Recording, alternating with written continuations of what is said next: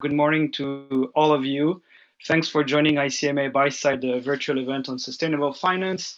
My name is Arthur Carabia. I'm director at ICMA, where I look after a buy-side community called AMIC, the Asset Management and Investor Council.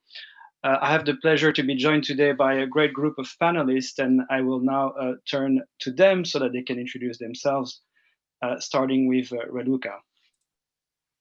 Thank you very much, Arthur, and thanks very much for the invitation to be here. My name is Raluca Tircoci-Crăciun. I'm representing IOSCO here. I'm working in IOSCO for more than 10 years and heading two important departments there, one about the emerging market and the other one on standards implementation. But more importantly for this discussion, coordinating the work of the Sustainable Task Force together with my colleague, Jonathan Bravo. Thank you, Raluca. Antoine? Hi, everyone. My name is Antoine. I work at the AMF, the French Financial Markets Authority. I work in the policy department and in particular in the asset management policy department. And I am in charge of all the sustainable finance related topics that impact investors. So basically more or less everything that's going on lately, apart maybe for the issues that are more related to issuers. But I'll be able to talk a little bit about this as well. And I'm delighted to be here. Thank you very much for the invitation. Thank you, Antoine. Laurence? Yeah, so good morning, everybody. And many thanks for the invitation to this panel. So I am Laurence Caron-Habib. I work with BNP Paribas Asset Management, where I am head of public affairs. So in public affairs, we are looking at all regulatory developments that can impact asset management activities and the activities of our clients. And I would say one of the most burning topics today is the one about sustainability investment. So I am very happy to be there this morning to share with you on our views on these topics, on our expectations. Thank you. Thank you, Laurence. And Kerry? And my name is Kerry Evans. I work in the Global Public Policy Group in BlackRock, so a very similar function to Laurence in terms of what our focus is, looking at regulatory developments. And I also, along with Laurence, co-chair AMIC's Sustainable Finance Working Group. Thank you, Kerry. As you may know or not know, ICMA has made sustainable finance as a major priority, working priority for years now. ICMA has developed green bond principles, social bond principles, and more recently, sustainability-linked bond principles. And at the level of AMIC, with the help of Laurence and Kerry, we're looking at more the regulatory developments that will impact the buy side in the very near future, and panelists will discuss this in a minute. Before we get into this, I'd like to maybe take a moment to discuss a bit market developments. And maybe I can introduce this section by quoting 3 surveys, which I think is interesting and highlight a bit the growth of sustainable finance and how it's a growing theme for asset manager nowadays. I think the global interest in sustainable funds continues to grow despite the COVID-19 crisis. In the last 3 years, the total AUM of sustainable funds grew across the globe threefold. It was estimated recently by Morningstar that the 3,432 sustainable funds available across the globe have just topped $1 trillion of assets under management. This is for funds, and we're not even looking at mandates. But beyond beyond portfolio management, or beyond funds themselves, we're seeing a growing consideration of ESG factors across the board by asset manager. A report by Russell Investment showed that out of 400 asset managers surveyed, 78% now incorporate ESG factor assessment into their overall investment processes.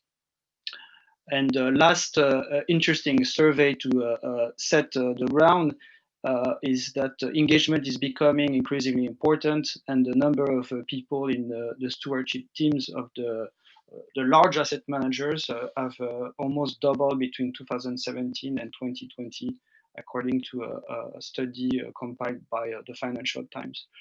So this is the overview, the macro picture, a growing thing from asset manager. But I'd like to hear now from Kerry and Laurence so that they can tell us a bit what are the firms respectively doing in that space. So maybe Kerry, you like to start? Yeah, definitely. Thanks, Artur. So I think that was a really good summary of a lot of the interest that we're seeing develop in the market on the product side. So I won't repeat some of that. I thought maybe an interesting angle that I could take to kind of add a little bit to that is kind of what we're seeing, I think, in the client interests side. So a couple themes that we're looking at and that we're seeing a lot more focus on. One, I think, is a real acceleration of focus on climate risk specifically from like a data metric risk management type perspective. And we've been working with an independent data group called the Rhodium Group to work on building in kind of climate risk data and scenarios into our risk management platforms and help build that out across portfolios to help clients understand some of that. Some people might have seen some of the research pieces that we've done on this over the course of the year, looking at things like water stress or looking at physical climate risk across different types of asset classes and portfolios. This is something on the data and analytics side where I think we've been making really significant advances market-wide. And it's not just a BlackRock comment, but we've really seen a lot of focus on this. And I think that data is really improving. And there's a lot of really innovative and interesting ideas to use that data out there to kind of overlay it over different investment approaches or portfolio construction tools. The other thing I would probably highlight before handing over to Laurence, and I think it's an interesting segue into some of the things that we focus on from the kind of EU policy perspective, is that we're seeing a real, I think, uptake in interest from, in particular, pension consultants and wealth managers around impact type products and the use of kind of SDG themes around portfolios and products. So, I mean, I think the leadership that you're seeing in this space from some of the pension sector and some of the wealth managers driving this is a really interesting segue when we start talking about things like MiFID suitability and making sure that a lot of the innovation that's happening in the market right now is actually filtering through towards the end users and investors in a lot of these products in a way that's much more responsive to their needs and interests around some of these themes. Thank you, Kerry. Laurence? Yes, so thank you. So first, I would like just to say that I fully agree with what was said by Arthur and Kerry before about the trends we have observed in the markets over the last months and years. Maybe two short comments before answering to your question, Arthur. So you said in the introduction that despite COVID-19, global interest in sustainable funds continue to grow. I would say that as a result of the COVID-19, we have seen this interest accelerating over the last month. So, of course, even before the crisis, there was a strong awareness on climate and environmental changes. So this is not something new, but in my view, the pandemic has demonstrated that right understanding and integration of this new risk must be a priority now for almost everybody. And for sure, almost everybody is taking this issue very seriously. And to come back on the numerous surveys you mentioned, Arthur, one is saying that ESG assets will triple in the next 3 years to come. So definitely the interest keeps growing and has strongly accelerated with the crisis.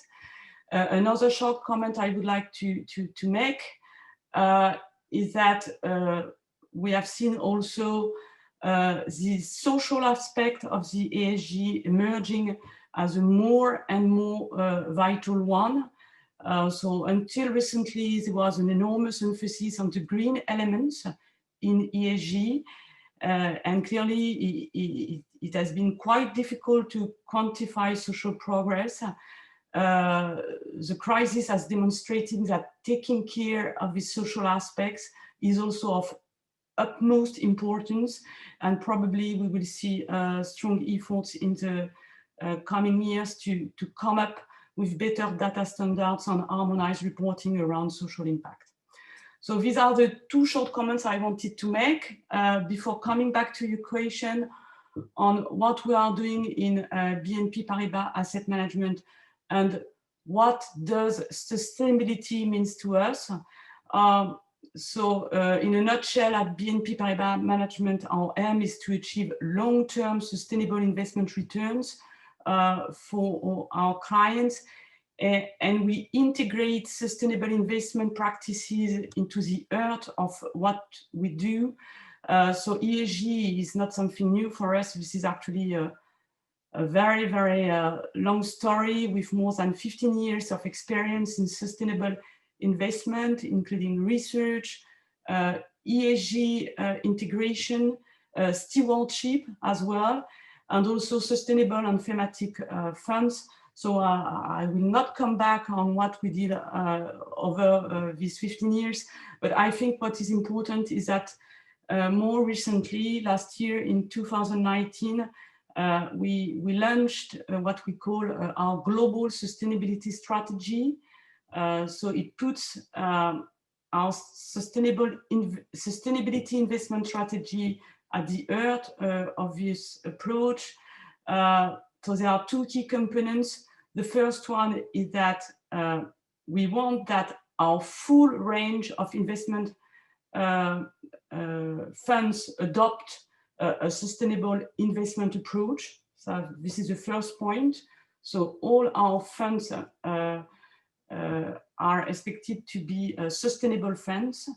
And the second point, I would like to mention that one of the key targets of this strategy is to put in place some firm-wide targets for measuring and progressively aligning our investment portfolios with a sustainable future. So this notion of measurement with dedicated KPIs is something very important for us. And the objective is to develop these KPIs on a number of different aspects. So of course, we have some objectives around CO2 emissions. So this is something very important. Measuring the carbon intensity of our portfolios is also a key target. We have also the objective to develop some KPIs regarding the water footprint of our portfolios. On deforestation, we have also the intention to provide some KPIs on a very regular basis. So as you can see, sustainability is a key target for us.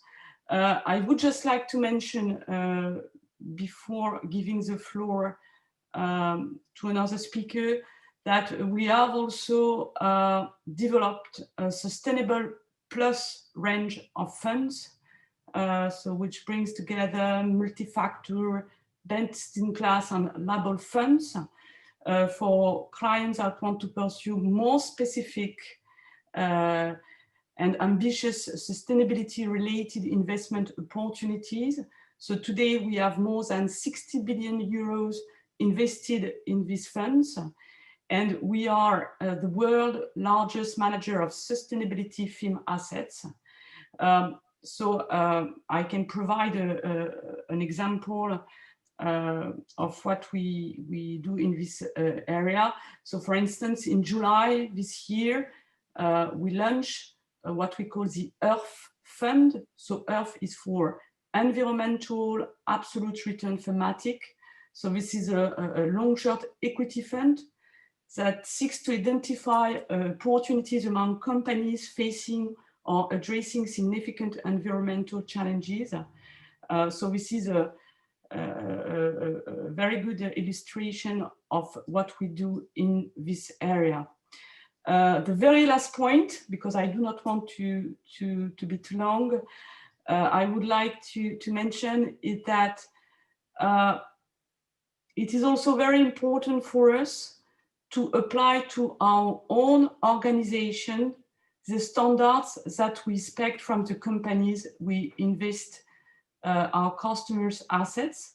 So it means that we conduct our business in an ethical and loyal way, and we are also striving to reduce our impact on the environment. So as you can see, sustainability is completely in our DNA and is at the heart of our strategy. Thank you.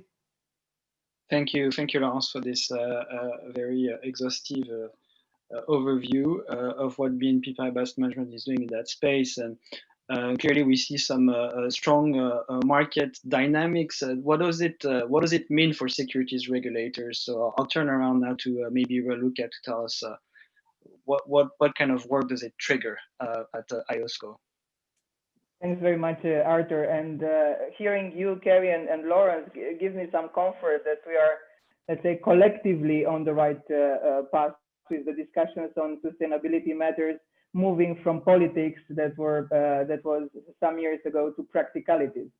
And we have been discussing in IOSCO for some time what is actually the role of securities regulators there. And I think we are getting to some answers very, very quickly, and as we will also discuss in this webinar. We've seen that both regulators and market participants increasingly recognize that climate-related and other sustainability impacts are material to companies, businesses, and their future value creation. And a growing number of companies and investors are adapting their business and investment strategies to align with the path towards net zero carbon emissions. And it is now almost universally accepted that failure to integrate ESG factors, environmental, social, and governance factors into investment decisions constitutes a failure to meet the fiduciary duties to clients and beneficiaries. Kerry mentioned data there, and a good flow of decision useful information on sustainability factors from the corporate sector is therefore essential. Securities regulators, and of course, therefore, IOSCO, share the core objectives of protecting investors, maintaining fair and efficient and transparent markets, and reducing systemic risk. Sustainability issues in general and climate-related issues in particular, I think, raise important challenges in meeting these core objectives. Let me stop here for this.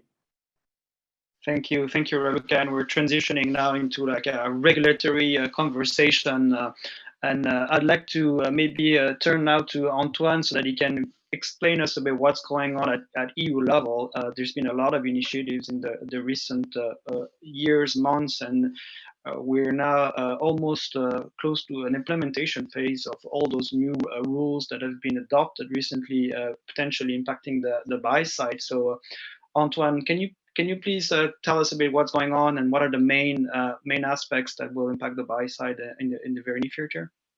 So it's interesting to see that what the industry view is, because it really illustrates that the pace is very fast. And I think it's also the same or perhaps even more at EU legislation level. So I'm left with the great task of giving you an outline of what's going on at EU level. So, but for that, I'd like to go back to 2018 and what happened back then and the ambitious action plan that was set out by the European Commission in March of that year, in March 2018, to basically the goals were three. It was to increase transparency in the field of integration of sustainability issues in the financial sphere, reorient capital flows towards sustainable activities. That's very important to keep in mind. And the third objective was to fight short-termism. So the ambition, it was a very ambitious project, and I think this ambition was confirmed in the context of the 2050 carbon neutrality objective of the EU, which also kind of underlined the role that finance had to play in this matter. So it's a very ambitious, it was and it's still a very ambitious project, which was reflected in 10 measures, basically impacting level 1, level 2, level 3 measures, all market players included, except perhaps maybe issuers, which are the true blind spot of this 2018 action plan. And so, but this is about to be addressed with the NFRD review. And basically in May 2018, the EU Commission published 3 landmark regulations to be discussed and which were adopted in the course of 2019, actually. So those three landmark regulations were the EU taxonomy, the ESG benchmark regulation, and the SFDR, the Sustainable Finance Related Disclosure Regulation, also called the Disclosure Regulation. So I'm actually going to start perhaps with the last one I just mentioned, which is the SFDR, also known as the Disclosure Regulation. So it's a fundamental text that aims at increasing transparency in the area of the integration of sustainability matters in investors' investment decisions.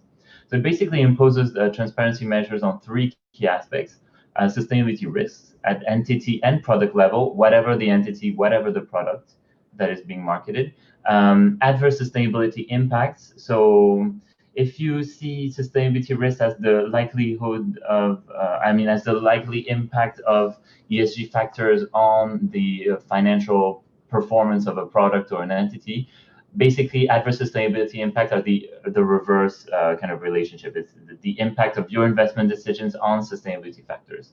And this really materializes the idea of double materiality that was developed under issuers regulation already back in the time of the NFRD, and it's been kind of transplanted in the investor universe. And the third set of transparency measures that are being imposed in the SFDR is basically a whole set of requirements for products integrating sustainability related elements in their investment strategy.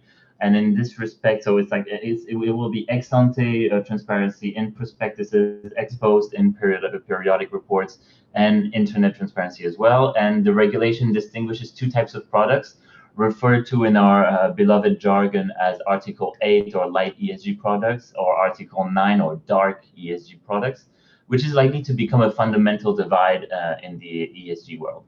So it's really key to note with this regulation that it's only a transparency measure. It's not a standard setting measure. So standard setting will be, in our view, an important next step to ensure optimal investor protection, in particular as the market, as we have just seen, is moving extremely fast. Actually, we have gone this extra mile at French level already, because we perceived it as being an emergency in terms of investor protection, and we've done so by setting standard for investment products that wish to make ESG as a key selling point. But I guess it's not the precise topic of our discussion here. But just to know what's our position in this regard. Also, one of the real novelties of this regulation is the adverse sustainability impact part that I just described before. It echoes to some extent the French experience of Article 173, but goes a bit further and is slightly different in terms of content about the obligation. Basically the text will apply on 10 March 2021. The RTS supplementing the measures relating to Article 8 and Article 9 products, so light ESG and dark ESG products, and relating to adverse sustainability impacts is currently being drafted. There is no complementary extra measures on the sustainability risks part. So that will not be the topic of the RTS. So the RTS is being drafted, and as probably a lot of you may already know, the Commission already said that basically the RTS will not apply before a later stage, which we understand to likely to be January 2022. So in the meantime, that means the period 10 March 2021 to 31st December 2021, level 1 is expected to be applied in its high-level principles, without further level 2 guidance. So I guess this will be a challenge as well for market players, and I'm really happy to answer any questions in this specific regard, because I know it's a current concern for many of probably the participants.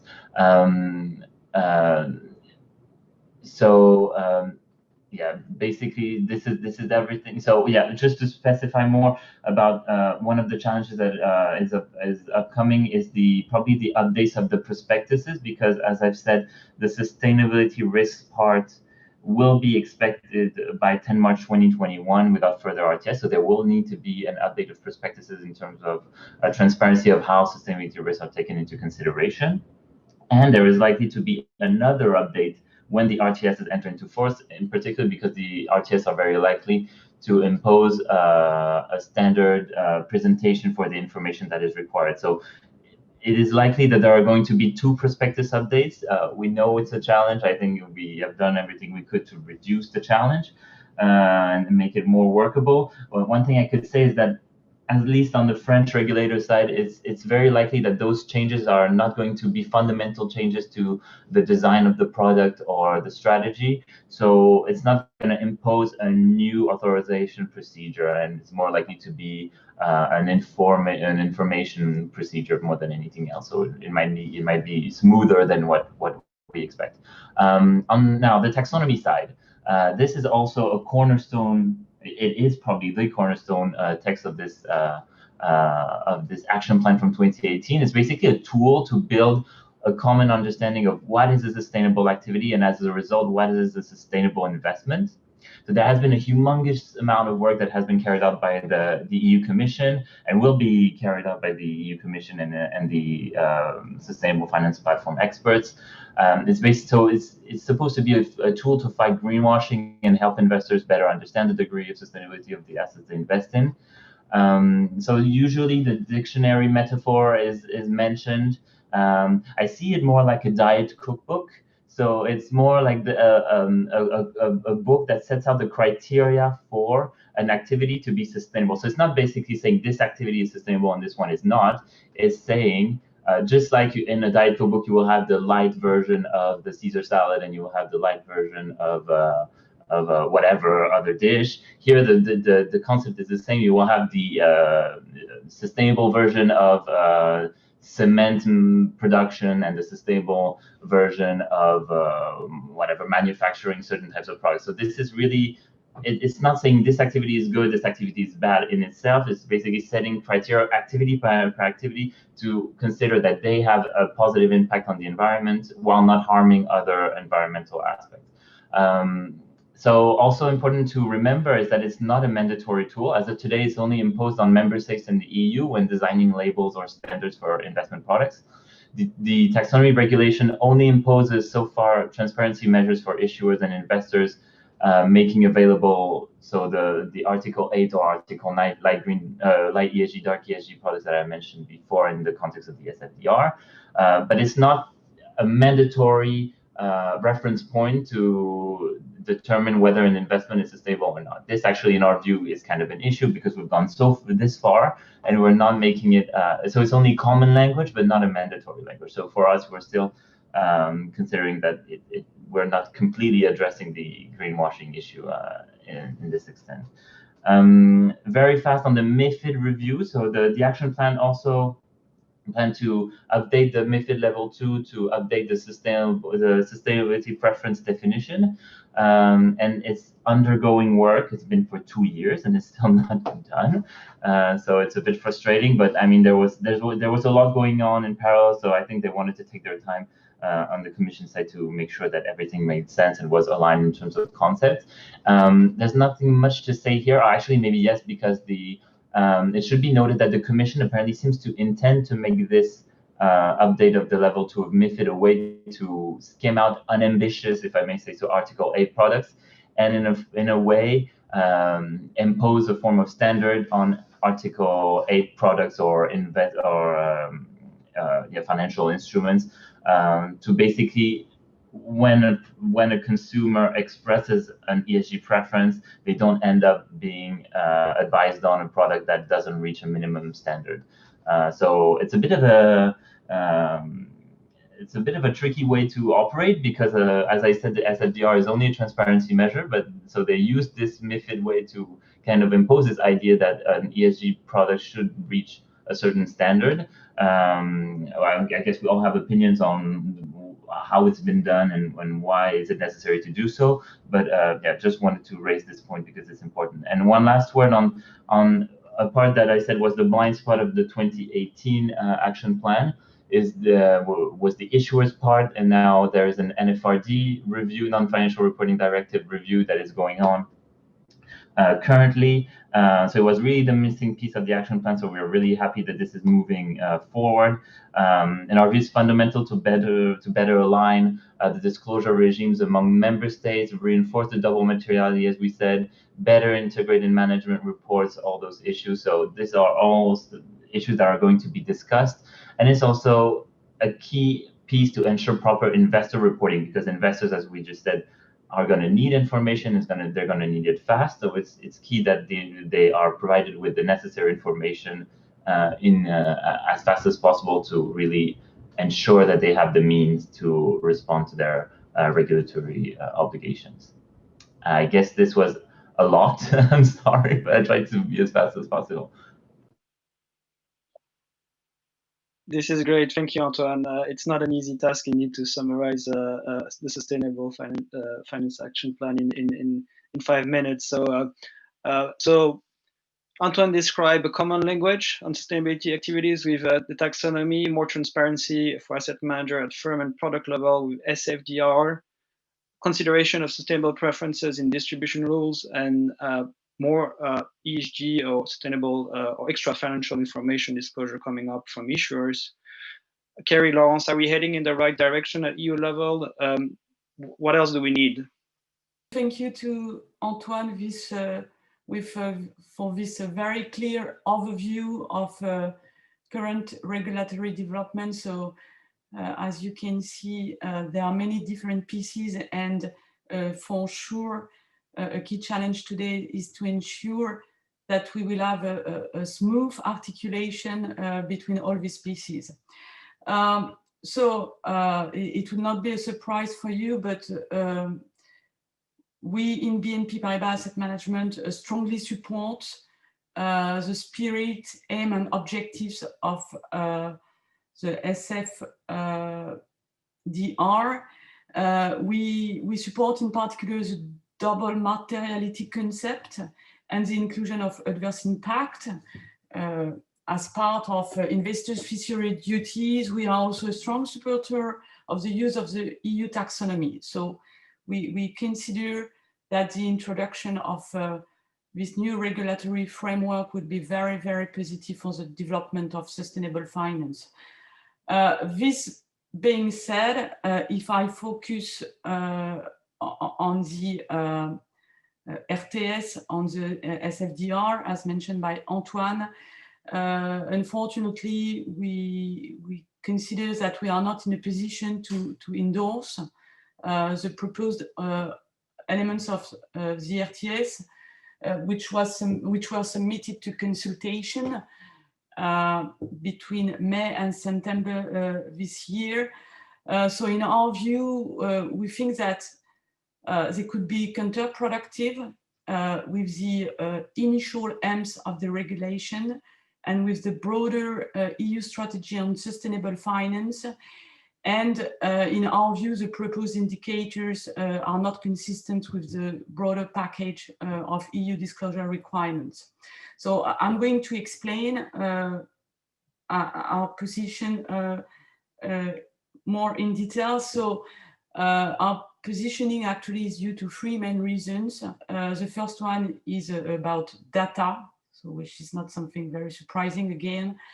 So the real issues today is the lack of available, reliable, comparable, auditable data. So today, many corporates, even if they have a very good story to tell and robust processes to manage ESG risk, are not giving investors the right information and not in the right format. So of course, the upcoming NFRD review will be very helpful, but the point is that it's not going to be available before 2022 at the earliest, and even when it is going to be available, there will remain some challenges, and especially for the case of non-EU holdings. Another point which is important is also the lack of an underlying workable aggregation methodology to produce the indicators as requested in the RTS. So many of the indicators chosen are calculated differently by companies for a different percentage of their total activities. So in the end, this could lead not only to incomparable data, but it could also penalize companies with leading practices. So in our view, it is essential to clarify the extent to which estimations would be accepted for the calculation of these indicators. And it is also essential to provide a methodology for estimating each indicator.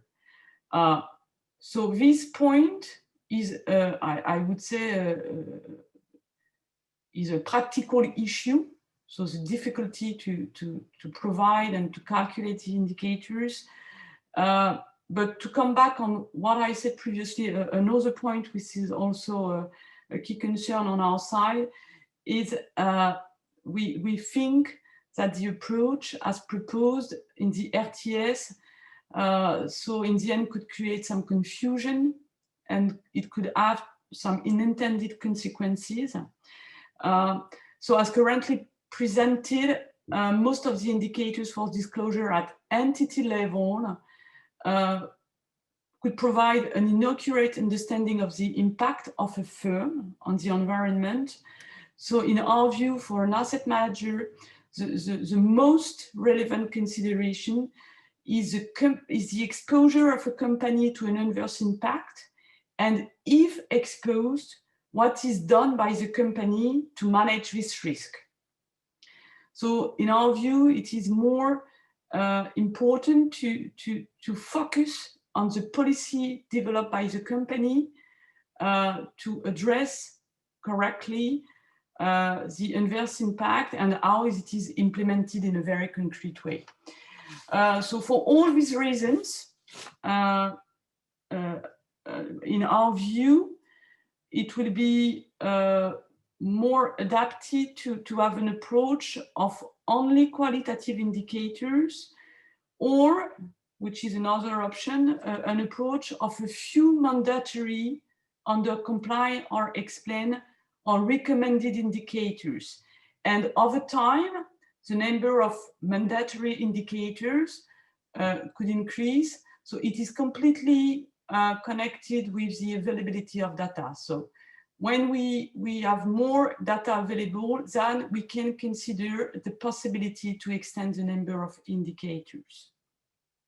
That's it on this topic, and I will let Kerry further comment on this part. Thank you, Laurence. Great point on data, the need for data, and the need to align what issuers are disclosing and what we can disclose, because of course we're investing into companies, and if their disclosure is not optimal, then ours can't really be. Kerry, do you have any comments on the overall framework? Are you happy with the travel of direction? Yeah, absolutely. Thanks, Artur. So I think I'll try and be brief here. And I think that, if I look at what is at a high level on the table in motion in Europe, so one, mandatory integration around sustainability into investment and risk management, better disclosure across all investment products, and a system that requires products that make specific sustainability claims to better substantiate them. I think that's fantastic. I think it's a world-leading effort to really advance the market and, certainly support the direction of travel. If I look at the taxonomy, the taxonomy is probably the world's best developed effort for, a public authority to convene an expert group of civil society, academia, and industry to really build out an interesting roadmap. I know it will be more comprehensive as time goes on, but the start already there, is important already. And moving towards a product distribution system that is more responsive to end investor choice. I certainly am highly supportive, and we in BlackRock are highly supportive of all this. I love Raluca's framing of efforts here, and I wrote it down, of just the idea of moving from politics to practicalities. And I think that's really the shared challenge here, right? We all know that we're heading in the right direction. We all know that these are the right areas to focus on. It's just a question of getting it all up and running. And I don't think that we should underestimate the challenge there in a lot of ways. I compare it to a lot of colleagues internally when we're looking at our own implementation efforts. it feels very much like you're paving the road as you're driving down it at high speed.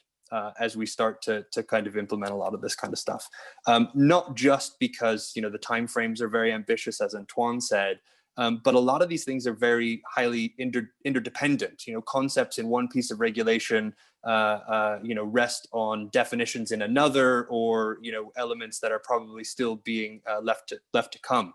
So I think what that really leads me to is I think that the key thing here is going to be finding ways to troubleshoot between industry and supervisors in particular. And I actually think we have very similar challenges. And I think Antoine alluded to some of them in terms of, looking at authorization requests. I mean, just for the SFDR, to give you a flavor, I mean, BlackRock markets over 600 funds across Europe in over 20 countries in probably about 14 to 15 different languages. When you multiply that across all the different pieces of paper that SFDR is going to require you to update, you're looking at probably well over 100,000 documentation changes. Some of those require supervisor approval, some of them don't. But it's not just a question of industry being ready to go, but I think it's also a question of, are we doing this in lockstep with supervisors so that we're doing this in a way that preserves the structure of market integrity, of disclosure overall, about involvement of industry and supervisors here. So this is a shared challenge. We've got to work through it. And then I think it's, the question around some of the detailed rules that Laurence talked about. And I think, one, everyone's very aware of the data issues. And my personal view is that the data is probably never going to be perfect in a lot of ways. It's going to be an ongoing challenge for a long time, not just up until the first wave of kind of taxonomy disclosures for issuers, or the next wave of the NFRD. We're always going to be working through data issues in different asset classes. And I think when you look at something like the principal adverse sustainability impact indicators, my personal view is those are probably more appropriate for investment products rather than like aggregated at entity levels, at least for asset managers. It makes more sense for an asset owner whose investment asset allocation decisions touch their whole portfolio. Whereas I think for an asset manager perspective, what you're really looking at is decision useful information at the product level that helps people make better decisions. But that said, some of those indicators may not always be relative to every product. And I think there's also some kind of questions of scope where, they're very much conceived through the lens of companies. And if you look at, say, sovereigns, for example, a lot of those indicators are going to be really difficult, not just to identify and get data for, but even just conceptually identify what it is we're talking about in some of these things. So, how do you deal with some of those practical challenges? This is very much my personal view. I don't think you can ever come up with a perfect system in the space of time that we're looking at to get this up and running. I think the more pragmatic way to look at it is, how do you deal with incidences where you don't have data underlying? How comfortable can we get with either concepts of non-applicability from a disclosure point of view, or no data? And I was on a panel with someone from Bloomberg the other day who's actually on the international platform and kind of talking about a couple of these sort of things. I thought it was really interesting the way she framed it. She said, if you don't have any data, there's a basic question of whether that impacts your numerator or your denominator, right? And I think that, basic kind of questions like this, coming to kind of pragmatic solutions with the supervisory community about how you deal with some of these challenges that like I said, I think we all know are going to be challenges. It shouldn't stand in the way of us achieving what we're trying to achieve. We've just got to find practical ways through it that help get this up on the road operational, and done in a way that's consistent, coherent, and really serving the purpose that it's supposed to be serving, which is better transparency to the market overall and to investors. Thank you, Kerry. Raluca, you have, I believe, more than 100 securities regulators as part of the IOSCO network. So I believe you have information coming from other jurisdictions telling you what they're doing. So how does the EU compare to the rest of the world when it comes to sustainable finance, regulatory policy development? What is your assessment of what the EU is doing, what other jurisdictions are doing at this stage? Thanks very much, Arthur. Very interesting discussion. I would say compressing a lot of information. So many thanks to all for bringing the EU package for this discussion. For this part of the webinar, let me bring in some observations that are covering other regions, and at the same time, some insights on the emerging market side, which I think are quite relevant for our discussion from a market development perspective. As you will know, IOSCO published 2 reports so far on sustainability matters, one in April this year and the other one in June last year that was covering emerging markets.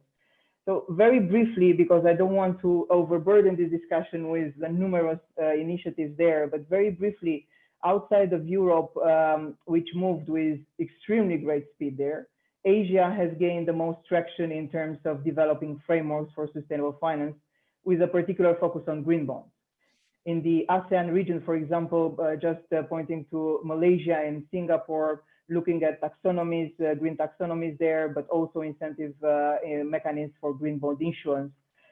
Beyond ASEAN region, just giving the example of China here, that developed a very comprehensive framework for green finance.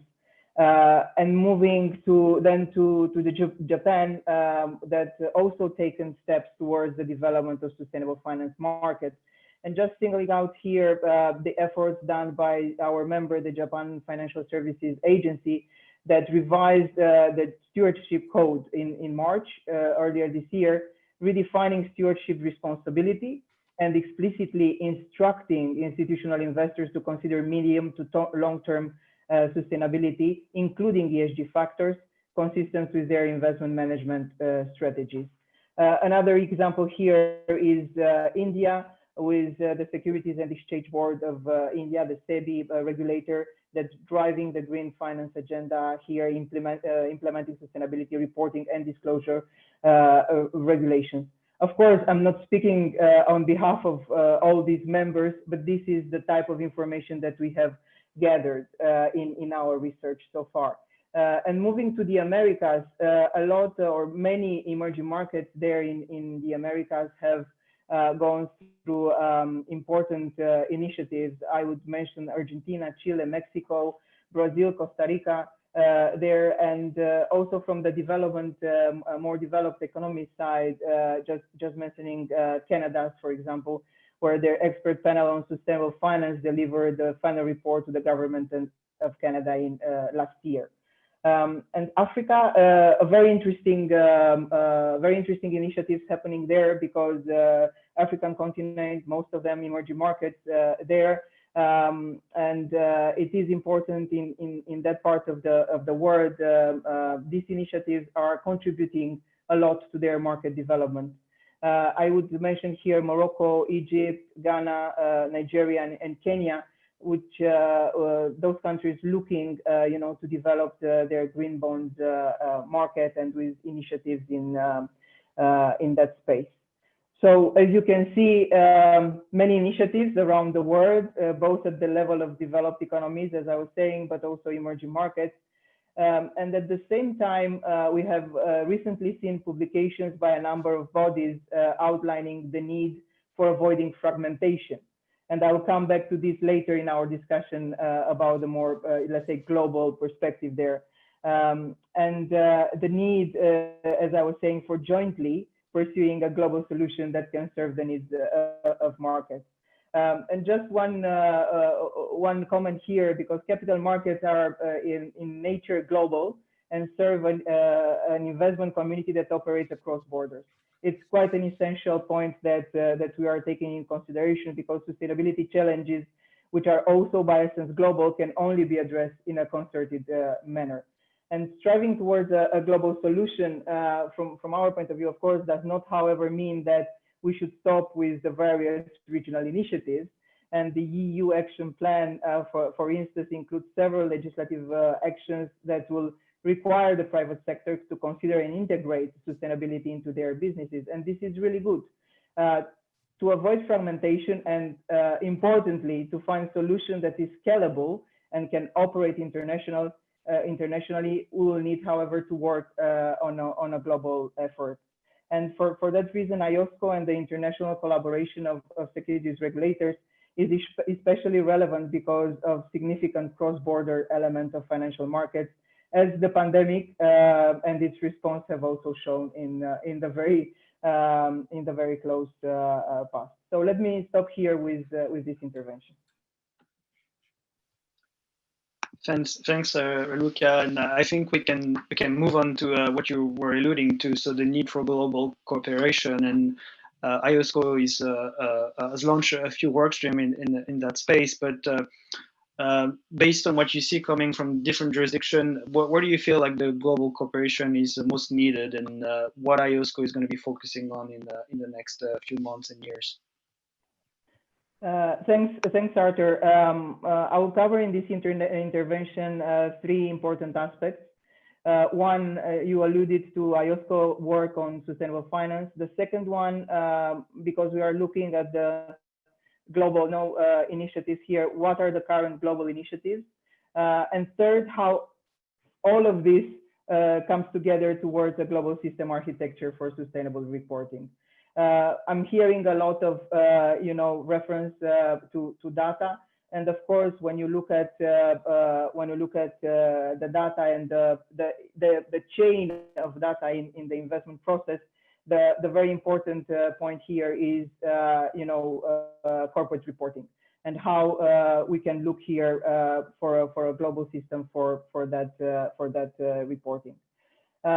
Disclosure and reporting are intimately connected to each other, and also to the three objectives of securities regulation that I have mentioned earlier.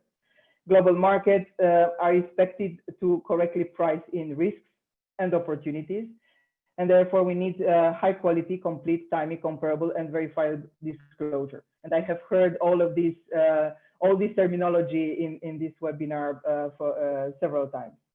So the increased interest in investment driven by ESG factors has resulted in many market participants and stakeholders asking IOSCO to play a key role to address the possible fragmentation due to the wide range of different sustainability standards and frameworks in this area. We set up a network, a sustainable finance network, which produced the report that I mentioned earlier. It's a report published in April this year. The report underscored IOSCO's readiness to play a driving role in this area, and highlighted at the same time three main areas of concern. Not surprisingly, multiple and diverse sustainability frameworks and standards, lack of common definitions of sustainable activities, and third, greenwashing and other investor protection challenges.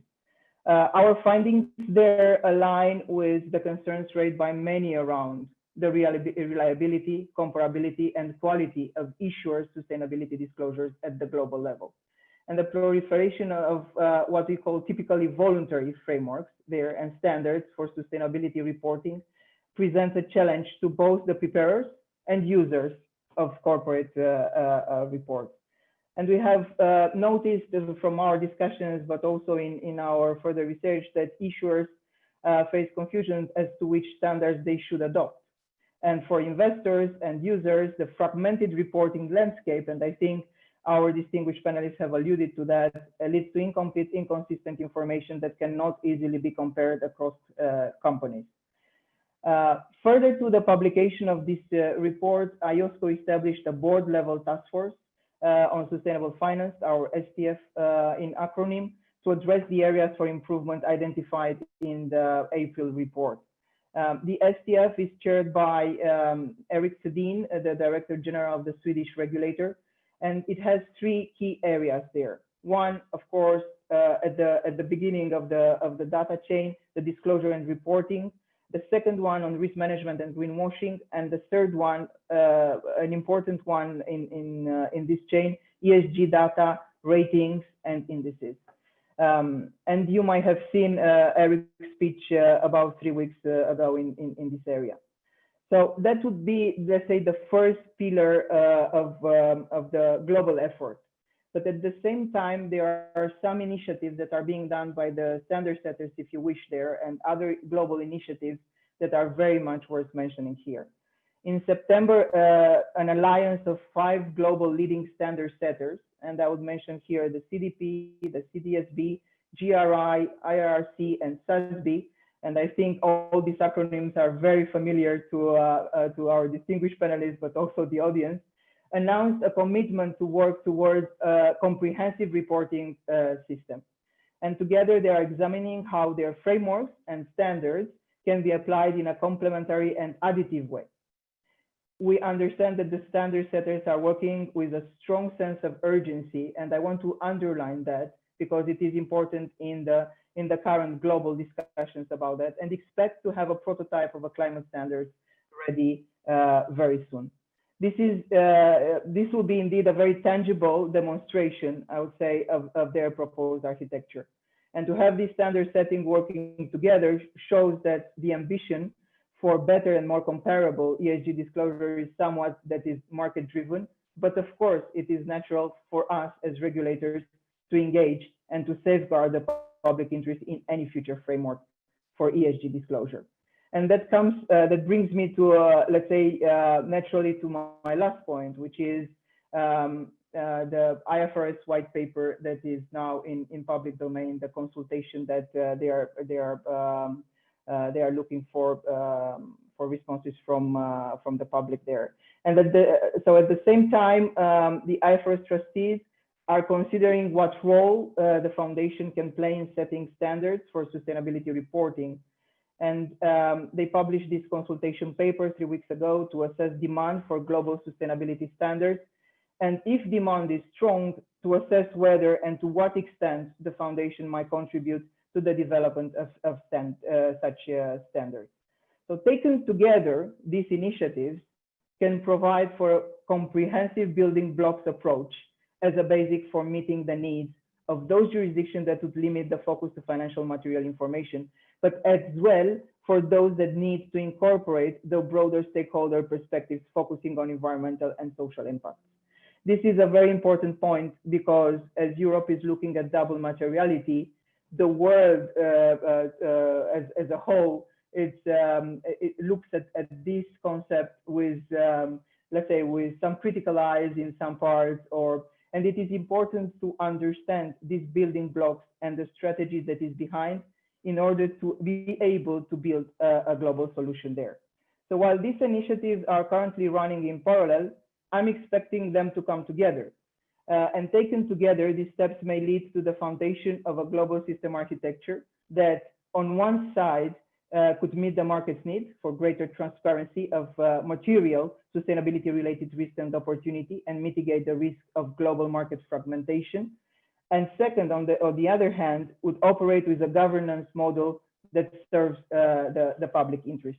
So from our side, we believe that IOSCO is in a unique position now to help with the process of addressing fragmentation and can also play a key role in the design of a global system architecture for any standard setting solution. And of course, looking ahead, I believe fundamental work will be done ahead of next year's UN Climate Change Conference in Glasgow, known as COP26. And hopefully this event will become a turning point for climate reporting. Apologies for all this coming together. Perhaps I was not that efficient as Antoine, but let me stop here for all that is happening in terms of global initiatives and global coordination. Okay, we're running out of time, so maybe to end up the conversation, and feel free if you want answering my general question to all the panelists, if you want to comment on different section as a conclusive remarks. But my question to you is: should the general framework rules try to enhance transparency, or channel investment towards the darkest sustainable investment solution? What are your views on that? Maybe we can end up with this, and I can start with I don't know, whoever wants to start. Whoever feels like answering to start, if you don't mind. Antoine, please go ahead. Yeah, I think that actually at EU level, the action plan that was set out in 2018, so already more than 2.5 years ago, has already provided you with the answer that one of the core objectives is that eventually capital flows are redirected towards sustainable activity. So it's not just about increasing transparency for the sake of transparency and investor protection. It's also with the wider aim of channeling those investments towards sustainable activities. And I think this has been made crystal clear by the Commission and the EU from the outset. And as I said earlier, the 2050 carbon neutrality goal has been has reinforced this ambition in our view, and this is why we want to work towards also going further than the transparency measures. As we said, at French level, we're aiming at going more towards the standard setting direction that the EU has also initiated to some extent with those climate labels for benchmarks, for instance. But we would like to see this go further. And in the context of the IOSCO discussions as well, I think there is we are really eager to try to bring this into the agenda somehow. So of course, IOSCO works are complicated because it's already complicated to agree when we're 27 countries around the table. So IOSCO is another piece of work. But if this is part of the ambition that we're carrying at international level as well. I'm going to be very brief. So to come back on your question, Arthur, I would say that both are very important, and actually they are highly interconnected. So if you want a move to financing for the transition, of course you need to have the right level of transparency. So it is not possible to take one without taking the other one in consideration as well. So both are interconnected, and we all need to work on these both elements. Just a very last word. We have not really mentioned during our discussion the end investors. So in my view, at the end of the day, the key priority is about end investors. And what is essential to me is to make sure that we will provide the right level of information to these end investors. So it means that they need to get the relevant information to make their investment choice. So it is not. It is certainly not about quantity, in my view. This is more about quality. So what is essential is to make sure that the investors receive not too confusing information, because sometimes, unfortunately, too much information kills information. So we need to keep in mind that this information must be simple, relevant, and is really meaningful for end investors who want to finance the transition. So this point, in my view, is definitely the most important one. Yeah, I mean, my answer actually was going to be very similar to Laurence's. I was going to say, you know, when you look at this balance between providing transparency and opportunity versus a kind of more direct push towards a different type of asset allocation, I think for an asset manager who ultimately, and I'm sure all the asset managers of Laurence as well, and others listening in on this call, you know, at the end of the day, you are serving asset owners who are responsible for making their tactical asset allocation decisions, and you help execute that to the greatest extent possible. And I think there's always this question of you know, where does the tactical blend with the strategic in terms of the lines of where you make some of these asset allocation decisions. But I think to boil down the question, both aims are complementary. And I think I go back to what I started saying at the very beginning, in the sense that, you know, we do see this enormous interest from really all different parts of client segments, be they large institutions, smaller institutions, and on the wealth management side, I think a real groundswell of interest in sustainable investment, to the point that providing transparency and the ability to make better choices is actually enabling what we're seeing in terms of momentum behind asset owners wanting to make these choices, right? So the question is, what is the right role for different people in the system? Not, you know, what is the right meta answer between the balance of, you know, directing versus enabling. And I think, you know, certainly from an asset management perspective, it's probably not surprising to say that, you know, we probably see our role very much in the enabling part of view. So providing opportunity and transparency to help people, you know, facilitate decisions that are aligned with what I think, Antoine was referencing, which is the end goal of, really providing capital to invest in a lot of these broader socially important strategic priorities. Raluca, do you want to conclude as well? Sure. Also very briefly, because I think this definitely depends on the objectives that are being followed here, and securities regulators are somehow in the middle between policymakers and the market there. And as securities regulators, mentioning before, we're looking for investor protection, and we are looking also for very efficient and transparent markets.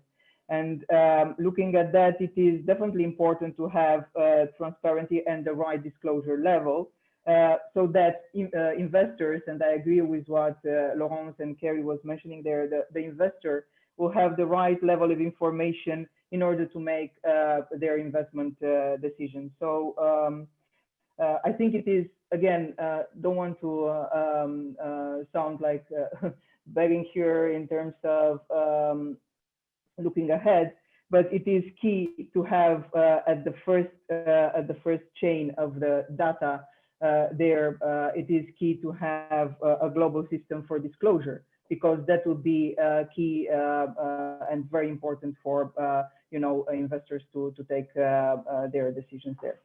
I'll stop here. Thank you, Raluca. Very powerful message, and I think we can all agree on this. So I think this is all the time we have for today's webinar, unfortunately. And again, thank you very much to our panelists, and thank you for joining us today.